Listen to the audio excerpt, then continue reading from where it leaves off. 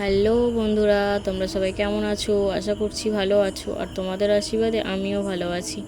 প্রিয়াঙ্কা শুভ লাইফস্টাইলে তোমাদের স্বাগত। তো বন্ধুরা, সকালবেলা উঠে আমি বসেছিলাম কিছুক্ষণ, তারপরেও একটু রাস্তার দিকে এলাম হাঁটতে হাঁটতে। আর সকালে ওয়েদারটা খুব সুন্দর ছিল, ভালো লাগছিল, আর খুব রোদও উঠেছিল। তারপরে আমি এখন দোকানে যাচ্ছি, আর এখন বাজে 12টা। আমি দোকানের দিকে শ্যাম্পু আনতে যাচ্ছি। আমাদের বাড়ির পাশেও একটা দোকান ছিল, ওর দিকে আমি যাইনি, এবার বন্ধ হয়ে গেছে কি খোলা আছে আমি জানিও না।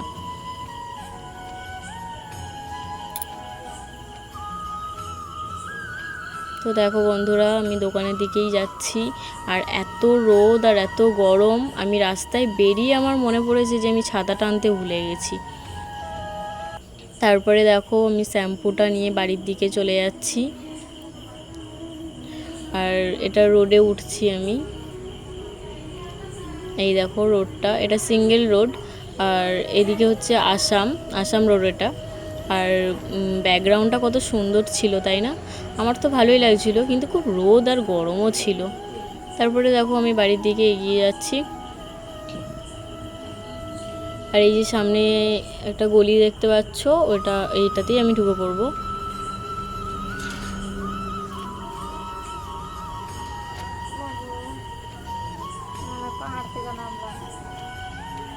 তারপরে দেখো এখানে দুটো পুচকু দাঁড়িয়েছিল, আমার জন্য ওয়েট করছিল।